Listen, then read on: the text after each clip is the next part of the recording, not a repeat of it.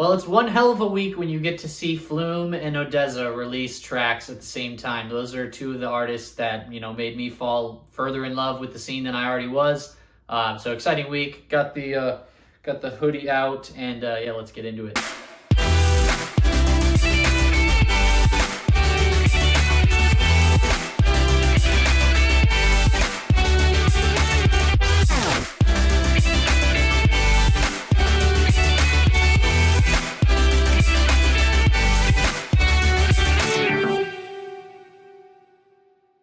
So to kick things off, I usually don't do VIPs and remixes, but when you get a song that is the color-based doggo VIP for Redline, yeah, I'm gonna have to cover it. Plus we have this brilliant clip, thanks to Virtual Riot's adorable dog. Yeah, and I don't even really know where to begin with this, because this song is just so technically sound.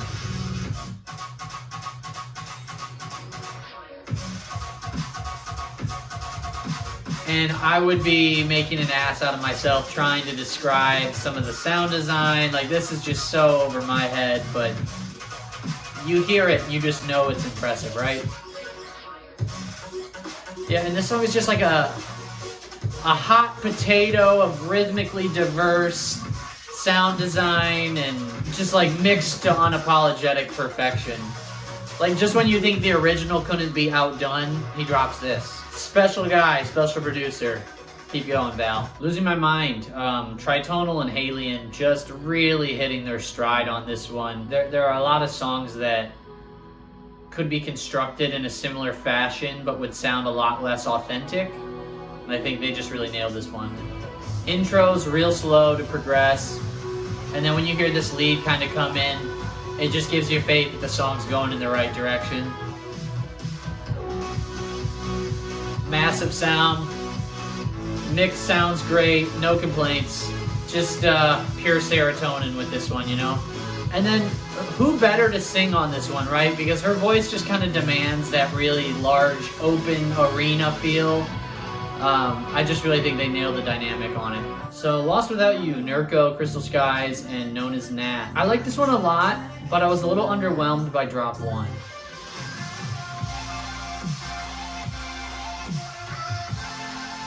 Yeah, I just think this sounds really familiar, but I enjoyed drop 2, so let me cut to that. And you can automatically tell this is Nurko's style, or at least more in his vein. And there's nice variations at the end of, you know, each phrase. Love that filter sweep there. Like a real tingly arc right before it. Definitely another one in the holster for melodic bass fans. Probably would have reversed. Well, I guess it depends what your preferences are. I just thought the second drop outshined the first one, but it was just solid. So I think Clozee and Griz nailed this. You've got like this psychedelic, chill but engaging vibe on this one.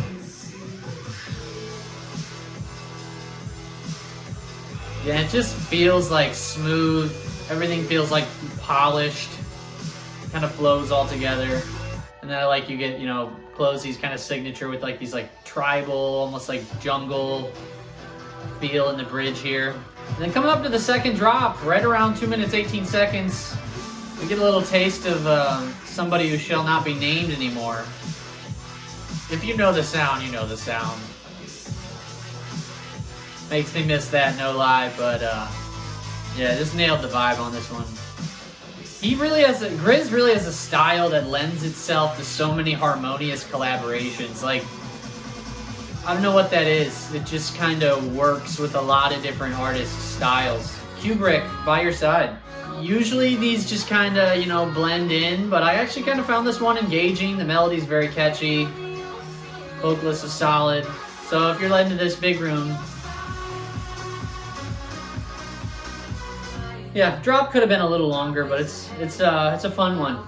Another honorable mention, Ithaca, We Are Fury. This thing just had a wall of sound throughout it. And there's like this really kind of high-pitched lead.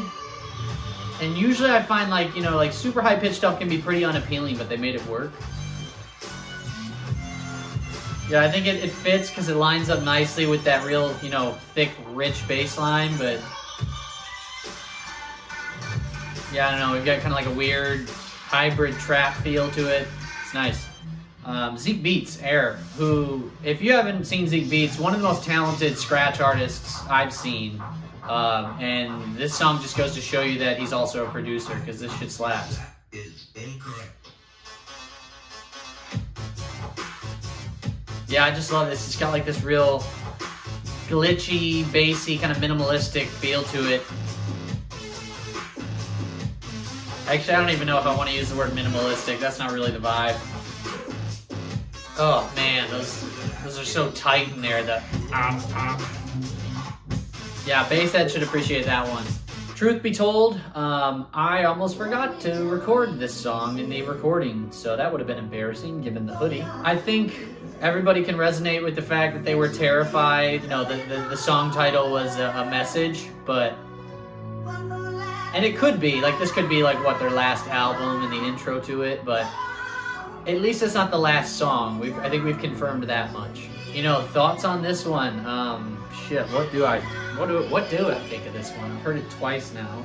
Well, from the Golden Features Bronson collab project, it does feel like they're returning a little bit, you know, closer to home with their, you know, typical sound. We just got kind of a 4 on the floor feel to it, but I'm not raving over it, but I'm excited for what's to come, you know?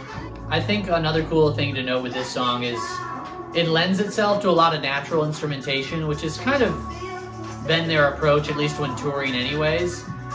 So it'll be interesting to see how they kind of like beef this one up for when they do go on tour. As we've typically seen in the past, you know, you don't really hear the studio version, if you will. You hear kind of a different live rendition with hopefully another drum line. Some of you know my history with that. I'm big on the drum lines. But yeah, no, super excited to see them releasing music again. Song of the week. And yes, it's probably just because it's Flume, but I'm a shameless fanboy, so this just has the Flume feel right from the start, and that feels corny to say, but it's true. The vocalist is perfect for this too. Really kind of fits with the atmosphere. And then you get these simple saw waves blending in the background from the man who made them so influential in the first place. And then this felt like it would build to a drop, but it's just more of a general chorus, and normally I'd be disappointed, but I'm not even mad about it. The percussion here too feels like nostalgic, I want to say, to like some of his old stuff. You know, kind of like that authentic, just different approach. I like how the song really just has this general tension to it, right? There's never really a release, but it just kind of has a vibe of like, I don't know, I think tension's the best word. The lack of like a really heavy bassy drop, I think, gives a lot of potential for, you know, remixes. So it'd be interesting to see if there's any remixes of this in the future, because you can do some interesting stuff with what he laid out here. But yeah, absolute vibe. Maybe it's God worship, but dude, I love everything he puts out, I swear. Well, not everything, but most everything. All right, let me know what you guys thought Song of the Week should have been. Comments below if you're digging the new Essentials series. And as always, I'll see you soon.